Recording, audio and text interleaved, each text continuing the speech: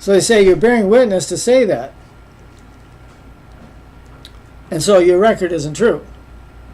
But Jesus says, though I bear record of myself, yet my record is true, for I know whence I came and whither I go, but ye cannot tell whence I come or whither I go. Ye judge after the flesh, I judge no man. Okay, I mean, and this was one of the problems that I had with the church that I grew up in, because I would be telling personal experiences, and they said, well, it can't be true because the leaders of our church don't have those kinds of experiences, so they can't be true.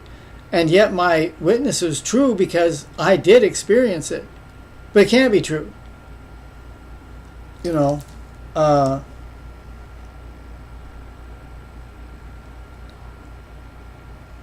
And it's also written in your law that the testimony of two men is true. I am one that bear witness of myself. So there's one. And the Father that sent me bears witness of me. Okay, so there's two. Okay, so the Father first bears witness of the Son.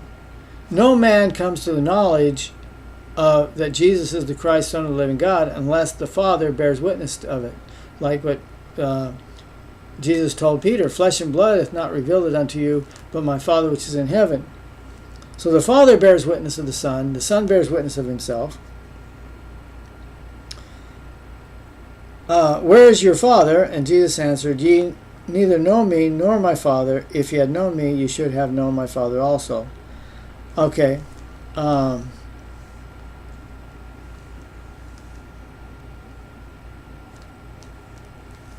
then he goes on, talks again about, I go my way, and ye shall seek me, and shall die in your sins. Whither I go, ye cannot come. Because he saith, whither I go, ye shall come. And he said unto them, ye are from beneath, I am from above. Ye are of the world, I am not of this world. I said therefore unto you, that ye shall die in your sins, for if ye believe not that I am he, ye shall die in your sins.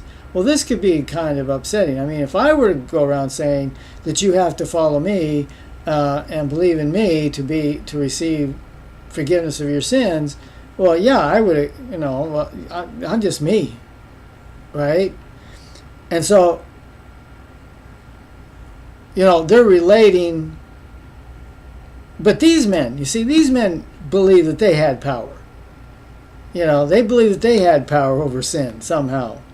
That people had to follow them to receive forgiveness of sins or whatever.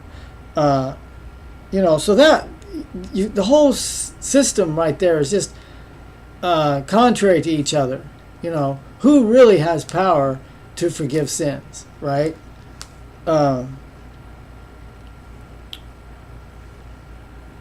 Who are you? And Jesus said unto them, even the same that I said unto you from the beginning. I have many things to say and to judge of you, but he that sent me is true, and I speak to the world those things which I have heard of him. And they didn't understand that he was talking about Father in heaven. Then said Jesus unto them, when ye have lifted up the Son of Man, then shall ye know that I am he, and that I do nothing of myself, but as my Father hath taught me, I speak these things. And he that hath sent me is with me. The Father hath not left me alone, for I do always those things that please him. As he spake these words, many believed on him. Okay.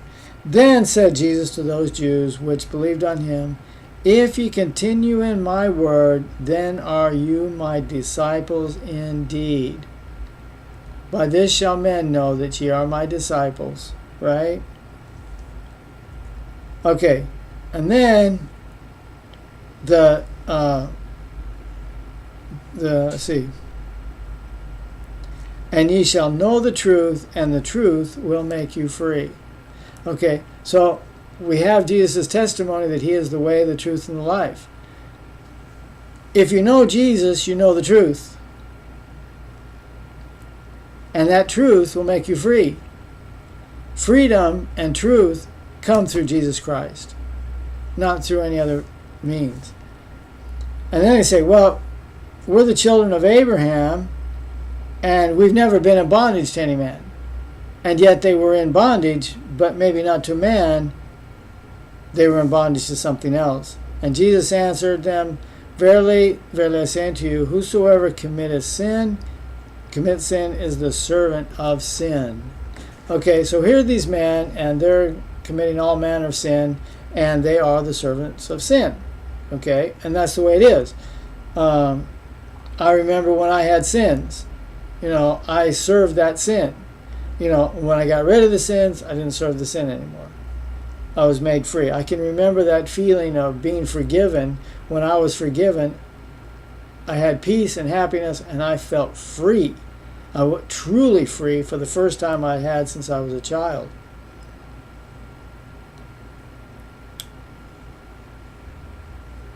And the servant abides not in the house forever, but his son abides forever. Okay, what he's talking to is about them. He says, you're not going to be around forever, but I'll be around forever. All right? If the Son therefore shall make you free, ye shall be free indeed. All right. So freedom comes through Jesus Christ. And I gave one of my earlier videos, I talked about freedom, so I'm not going to get too much into it right now. Jesus says, I know that ye are Abraham's seed, but ye seek to kill me, because my word hath no place in you. I speak that which I have seen with my Father, and ye do that which ye have seen of your father. Okay? Jesus did works of righteousness. These other people, they were following the traditions of people that were before him, that were not any more righteous than they were. So, who is your father?